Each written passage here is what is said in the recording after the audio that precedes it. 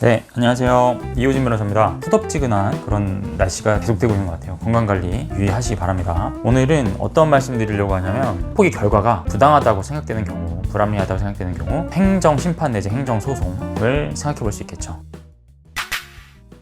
학폭위 결정에 대한 불복 방법으로는 첫 번째가 행정심판, 두 번째가 행정소송이 있습니다. 행정심판과 행정소송의 차이에 대해서는 제가 또 여러 번 컨텐츠 찍었어요. 한번 보시고 생각하시면 될 것 같습니다. 간단하게 아주 간략하게 말씀드리면 행정심판 같은 경우는 해당 학교가 소속된 교육청 산하의 행정심판위원회로부터 판단을 받는 겁니다. 가령 예를 들면 서울에 학교가 있다라고 하면 서울시 교육청 산하의 행정심판위원회가 있어요. 거기에 내가 다시 한번 재결을 받는 겁니다. 학폭위는 교육지원청 단위에서 열리는 거잖아요. 교육청에 다시 한번 결정을 해봐라, 판단을 해봐라 이렇게 맡기는 것이고, 행정소송은 말 그대로 소송입니다. 제3자인 법원, 사법기관에 이러한 처분이 나왔는데 타당했는지 판사님께서 다시 한번 판단해 보십시오. 이렇게 하는 게 행정소송입니다. 행정심판 같은 경우에는 결정에 상향을 조절을 할 수가 있습니다. 그러니까 취소도 시킬 수 있고, 만약에 5호 조치가 나왔으면 4호, 3호로 내릴 수도 있고 더 올릴 수도 있고, 그러니까 이 재량의 범위가 좀 넓어요. 근데 이제 행정소송 같은 경우에는 원칙적으로 취소 아니면 유지, 이 두 가지밖에 안 됩니다. 오늘은 뭘 말씀드리려고 하냐면 절차적 하자라는 게 있어요. 행정심판이나 행정소송이랑 똑같습니다. 다투는 게 하자를 다투는 거예요.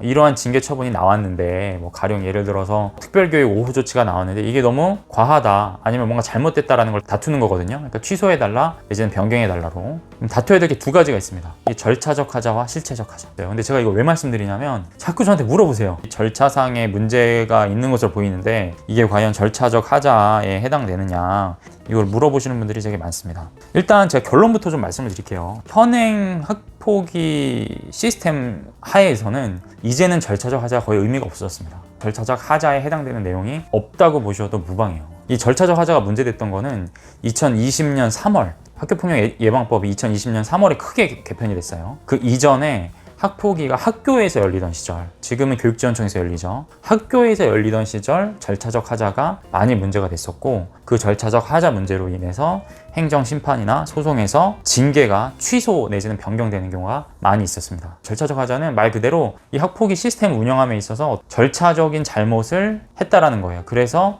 내린 징계 자체도 취소되어야 된다, 이게 위법하다. 학폭위가 예전에 학교에서 열리던 시절에는 학교 내에서 학폭위 위원들을 구성해야 되겠죠. 5인 이상 10인 이하였어요. 그 위원들 중에 학부모 위원이 과반수가 넘었어야 됐습니다. 근데 학부모 위원을 반 이상 못 채우고 만약 10명이라 그러면 6명 돼야 되죠. 근데 5명 했어요. 이렇게 해버리면은 위원 자체 어쨌든 법률이 요구하는 요건을 못 맞췄죠. 어떻게 보면 이게 불법한 학폭이잖아요. 그렇기 때문에 징계 자체도 취소돼야 된다. 절차적 하자의 대표적인 게 예전에 어떤 것들이 있었냐면, 지금은 이제 참석 안내 통지서를 미리 교육청에서 보내주는데 학폭위 자체도 다 행정 절차이기 때문에 사전에 뭐가 사안인지, 가해자 입장에서는 어떤 것 때문에 내가 지금 이 학폭위 회부돼가지고 징계를 받을 만한 상황에 놓였는지를 알아야 되겠죠. 알아야지 내가 뭔가 그거에 대해서 항변도 하고 방어권을 행사하잖아요. 근데 통보가 제대로 안 돼서 그냥 학폭위에 참석하는 경우도 있었어요. 그것도 이제 절차적 하자로 봤거든요. 그 다음에 그 위원들의 재척 기피 회피 이런 제도가 있습니다. 그러니까 위원들 중에서 가해자나 피해자와 아는 사이라든지 같이 운영위원회 활동을 했다라든지 이런 사정들, 이런 것들이 있으면 이제 기피 신청을 하거든요. 처음에는 정족수를 맞췄었는데 기피 신청 한 명 빠져야 되잖아요. 그러면 또 과반수 참석이 안 되는 경우라든지 이런 하자들을 주로 이제 절차적 하자라고 했고, 학교에서 학폭위가 운영될 때는 그거가 취소 사유가 정말 많이 됐었습니다. 지금은 교육지원청 단위로 학폭위가 가게 된 이후에는 교육지원청 분들은 훨씬 절차에 대해서 빠삭하시고 잘 아시죠. 그렇기 때문에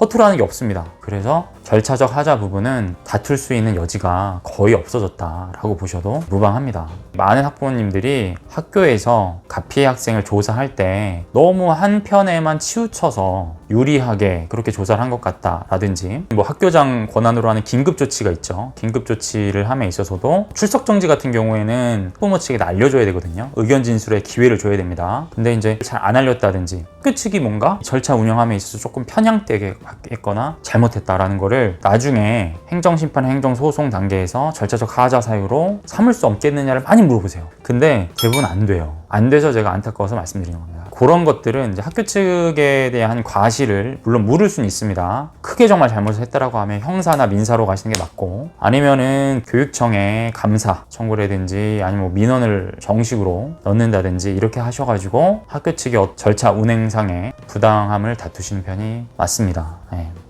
그렇기 때문에 행정 심판 내지는 소송은 절차적 하자가 아닌 실체적 하자. 실체적 하자라는 건 결국 그겁니다. 내가 한 행동에 비해서 너무 조치가 과했다. 이거 따지는 게 결국 실체적 하자입니다. 네. 아니면은 물론 사실관계를 다툴 수도 있어요. 내가 하지 않은 일을 학폭위에서는 사실로 받아들여서 징계를 내렸다고 한다면 그 사실관계 자체를 다퉈야 되겠죠.